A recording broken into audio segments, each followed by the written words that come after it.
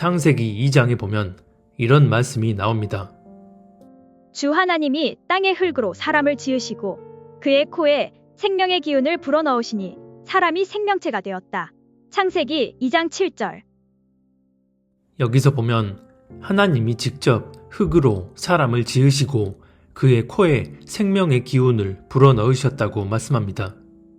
하나님이 지으신 피조물 가운데 유일하게 이렇게 직접 생명의 기운을 불어넣으신 이유는 육신의 부모와 자녀 사이에서 부모가 자녀를 끔찍히 사랑하고 자녀는 그런 부모를 경외하며 사는 것처럼 아담과 하와를 만드신 후 그들과 서로 사랑하고 교제하는 관계 속에서 영원히 그렇게 함께 살기를 원하셨기 때문입니다. 당신이 창조하신 인간이 아무런 감정과 마음이 없는 로봇처럼 당신에게 복종하기를 원하셨던 게 아닙니다.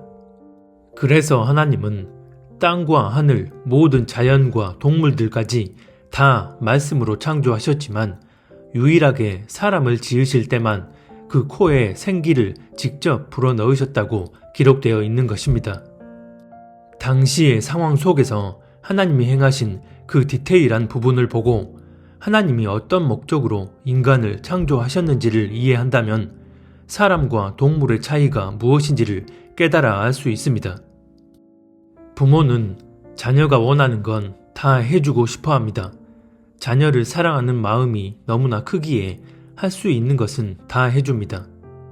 다만 자녀에게 해가 되는 것은 해주지 않고 자녀에게도 그건 절대 하지 말라고 얘기합니다. 마찬가지로 하나님도 사람을 창조하신 후 그들을 사랑하셨기에 동산 안에 수많은 과일 나무들을 만들어 놓고 그 과일들을 마음껏 따먹으며 살게 하셨습니다. 그러나 딱 한 가지 선악을 알게 하는 나무의 실과만은 절대 먹지 말라고 하셨습니다. 선악을 알게 하는 나무의 열매는 먹지 말라. 내가 먹는 날에는 반드시 죽으리라 하시니라. 창세기 2장 17절. 여기서 어떤 분들은 하나님은 왜 굳이 에덴 동산 안에 선악을 알게 하는 그런 나무를 만들어 놓고 사람을 시험하게 하셨느냐고 묻습니다. 이 문제는 사람의 관점이 아닌 하나님의 관점으로 봐야 합니다. 하나님께서 사람에게 다만 그 한 가지 열매만은 절대 먹지 말라고 하신 것은 사람이 하나님과 사랑으로 교제하는 관계 안에 제대로 거하고 있다면 지음받은 존재가 자신을 지은 하나님을 경외하고 사랑하는지의 여부는 하나님이 명하신 그 계명을 지킴으로써 확증이 되어지는 것입니다. 만약 하나님이 사람에 대한 그 어떤 감정도 없이 단지 사람을 시험하기 위해 그렇게 하신 거였다면 처음부터 에덴 동산에 있는 그 많은 과일 나무들을 마음껏 따먹으라고 하지도 않으셨을 것이고 공중의 새와 땅의 짐승들의 이름을 그들이 짓고 다스리며 살게 하지도 않으셨을 것입니다. 하지만 하나님과 사람의 관계는 맹목적인 상하 복종의 관계가 아니라 서로 사랑하며 사는 관계였기에 지음받은 사람이 자신을 창조하신 하나님을 온전히 사랑하고 경외하는지의 여부는 하나님이 말씀하신 그 한 가지 계명을 지킴으로써 확증이 되어지고 그렇게 그곳에서 영원히 하나님과 안식을 누리며 살 수 있게 되는 것입니다.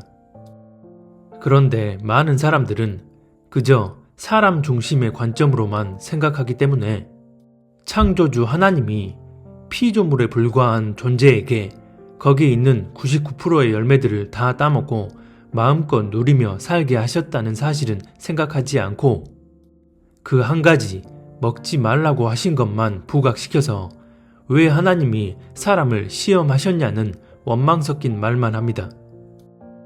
이것은 마치 부모가 자녀에게 해줄 수 있는 거 다 해주고 딱 한 가지만 절대 해서는 안 된다고 금기했더니 그 자녀는 부모가 자신에게 해준 것은 생각하지 않고 하지 말라고 하신 그 한 가지 때문에 우리 부모는 나를 싫어한다고 말하며 원망하는 것과 다를 바 없습니다.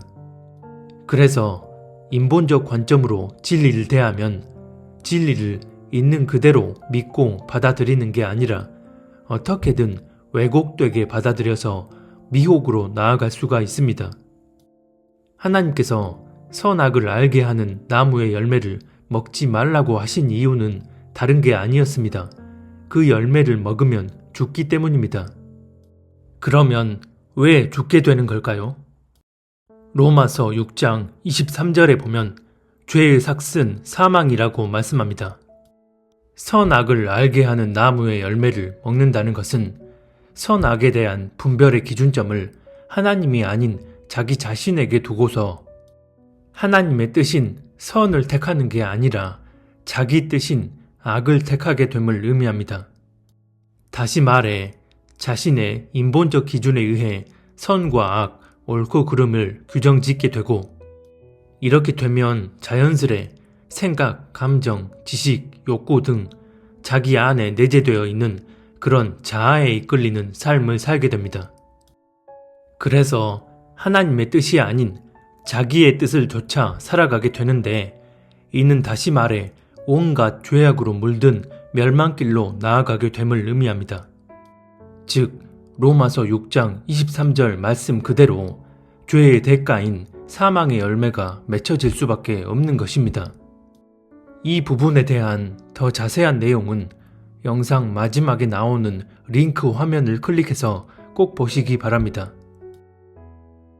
이런 이유 때문에 하나님은 사람에게 선악을 알게 하는 나무의 열매는 절대 먹지 말라고 하셨지만 인간은 결국 뱀의 유혹에 넘어가 하나님이 절대 먹지 말라고 하신 선악과를 먹음으로써 하나님과의 관계를 스스로 정리해 버렸습니다.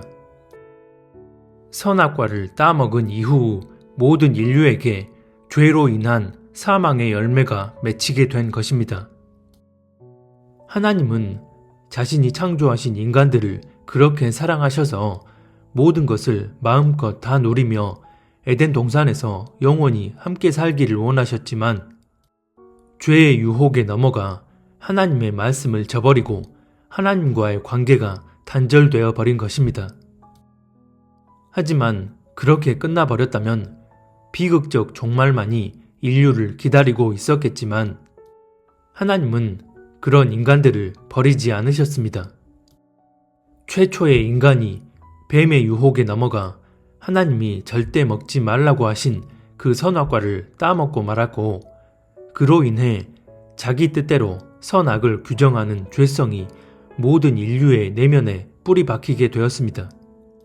그렇게 모든 인류가 죄악에 지배당하게 됐지만 하나님의 아들이신 예수님이 친히 사람의 몸을 입고 이 땅에 오셔서 선악과 이전으로의 회복을 위해 자기의 뜻이 아닌 하나님의 뜻에 순종하는 본을 보이시고 인간들의 죄를 대신하는 십자가의 대속 제물이 되셨습니다. 하나님이 먹지 말라고 하신 선악과를 먹음으로써 생겨난 저주는 현상적 결과의 타락과 변질이 아닌 내면의 본질적 타락과 변질이었습니다. 그래서 우리가 선악과 이전으로 회복된다는 의미는 육적인 차원이 아닌 영적인 차원의 회복을 의미합니다. 다시 말해 육적인 차원에서의 벌거벗은 상태로 돌아간다는 의미가 아니라 하나님과 사랑 안에서 서로 교제하며 사는 그런 본질적 관계로의 회복을 의미합니다. 하나님과의 그런 본질적 관계 회복을 위해 예수님이 친히 이 땅에 오셔서 자신의 뜻대로 살아가면서 죄성에 지배당한 모든 인류를 대신하여 하나님의 뜻대로 순종의 본을 보이신 것입니다. 그로 인해 우리에게 구원의 문과 길이 열리게 됐습니다. 고린도후서 5장에 보면 이런 말씀이 나옵니다. 그런즉 우리는 몸으로 있든지 떠나든지 주를 기쁘시게 하는 자가 되기를 힘쓰노라. 이는 우리가 다 반드시 그리스도의 심판대 앞에 나타나게 되어 각각 선악간에 그 몸으로 행한 것을 따라 받으려 함이라. 고린도후서 5장 9절로 10절. 여기서 지칭하는 우리란 믿지 않는 불신자를 말하는 게 아니라 예수님을 구주로 영접한 그리스도인을 의미합니다. 바울이 전하는 이 서신서는 1차적으로는 고린도 교회의 성도들을 향한 메시지이고, 더 나아가 신약 이후 예수 그리스도를 믿는 모든 그리스도인들을 향한 메시지이기 때문입니다. 그런데 10절에 보면 그런 우리가 다 그리스도의 심판대 앞에서 각각 선악간에 행한 일로 보응을 받는다고 말씀합니다. 여기서 선악간에 행한 일로 보응을 받는다는 의미는 우리가 단순하게 생각하는 그런 도덕적, 법적 차원의 육적인 일들을 의미하는 게 아니라 삶의 전반에 있어서 성령의 인도함을 따라 하나님의 뜻대로 행했느냐 아니면 자기 뜻대로 행했느냐를 가지고 그에 맞는 보응, 즉 심판이 이루어진다는 것입니다. 그래서 9절에 보면 주님을 기쁘시게 하는 자가 되길 힘써야 한다고 말씀합니다. 하나님의 뜻대로 행하는 것이 곧 주님을 기쁘시게 하는 것이고 선한 일이기 때문입니다. 이미 앞에서 말씀드린 것처럼 선악과 이후 모든 인류는 선악을 분별함에 있어서 하나님의 뜻인 선을 택하는 게 아니라 자기의 뜻인 악을 택하는 저주의 굴레에 갇히게 되었습니다. 하지만 예수님께서 그런 저주의 굴레를 푸시고 선악과 이전으로의 관계 회복을 위해 친히 사람의 몸으로 이 땅에 오셔서 우리에게 구원의 문과 길을 열어주신 것입니다. 그래서 요한복음 6장에 보면 예수님께서 이 땅에 오신 이유를 이렇게 말씀합니다. 내가 하늘에서 내려온 것은 내 뜻을 행하려 함이 아니요 나를 보내신 이의 뜻을 행하려 함이니라. 요한복음 6장 38절.